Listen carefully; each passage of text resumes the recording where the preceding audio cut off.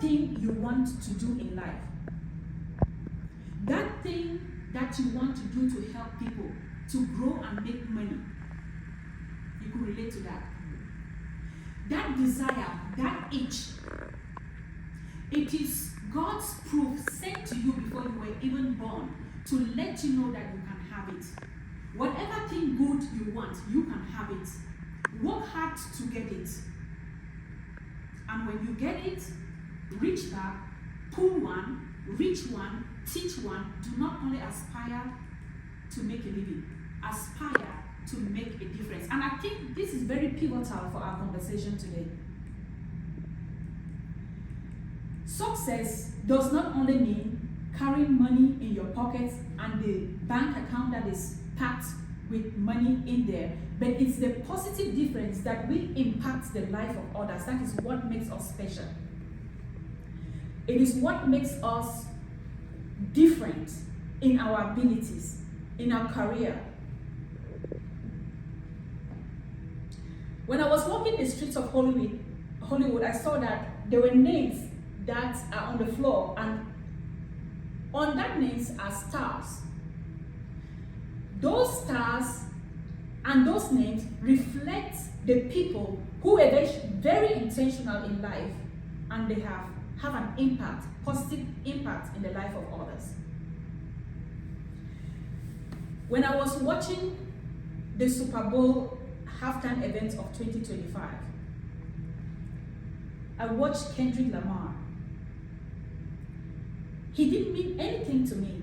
I did not enjoy what he was displaying. The very day that followed, I went on the internet. The whole world was dancing to one rhythm. It does not matter their age, their gender, their ethnicity, but all around the world, they were dancing to that tune. Everybody was going, dun, dun, dun, dun, dun, dun, dun, dun. And now I just started to reflect and say, let me go back and search who this guy was. And as I was doing my research, I discovered that he came from Compton. He grew up in a very poor home in Compton.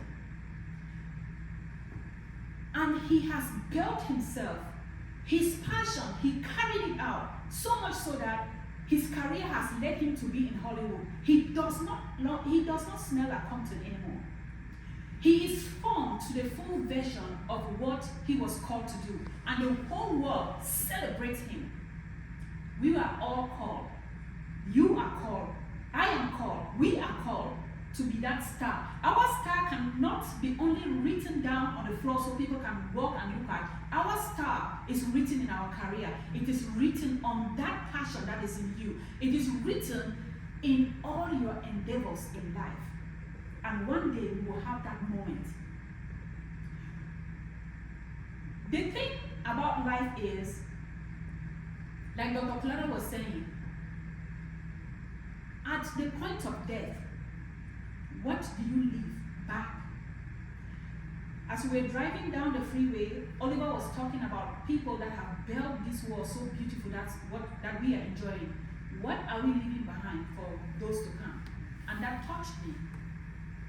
We need to live a lifestyle that we are able to impact the life of others, so that when you leave this earth, people will remember you. People will have to remember you and have no choice. That is why we come to this world and we come to deliver. It's about others, it's not only about ourselves. The reason why people die regretting is because they have an emptiness in them. As a matter of fact, science says that 92% of people end up not living their dream. My question to you is, are you one of that 92% of people? It will be very frustrating that you pass this air and you do not live your dream. And if you do not live your dream, it means that you do not leave a mark. And so my story today is about a meaningful existence. It's a life worth living. And that's it. You have to be intentional in everything that you do. You have to make sure that you put yourself, you subject yourself under pressure to be able to be formed, to be the full version of who you are.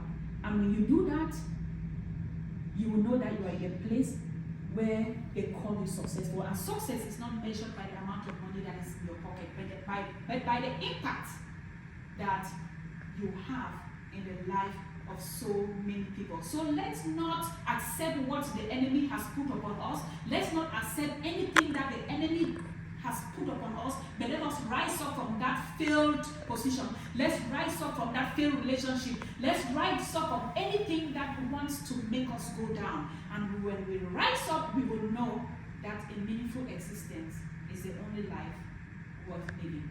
So I want to end at this, but I want to say this before I leave. There are steps that I took to be where I am. And the steps, I believe that each and every one of us, we take that steps, we will be where we ought to be where God has placed us to be. And the first thing that I did was to acknowledge. I acknowledged the fact that I was depressed. I acknowledged the fact that my life was in a mess, in a shambles. I acknowledged, and when you acknowledge, it is not defeat, it is called courage.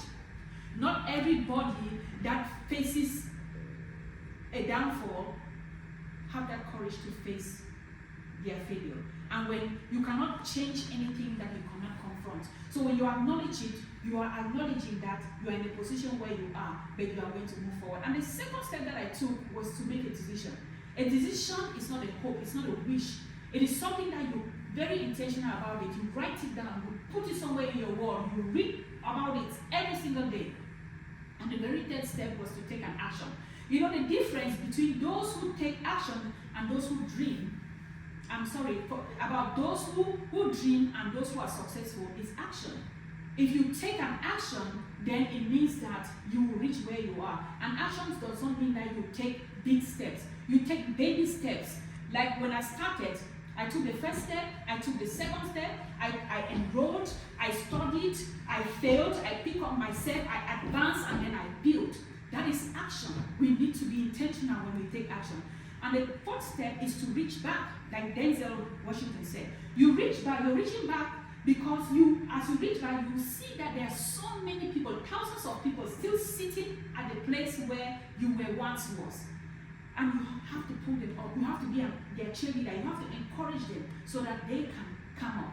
And the very last step, and I'll end, is to make sure that you commit yourself to continuous growth.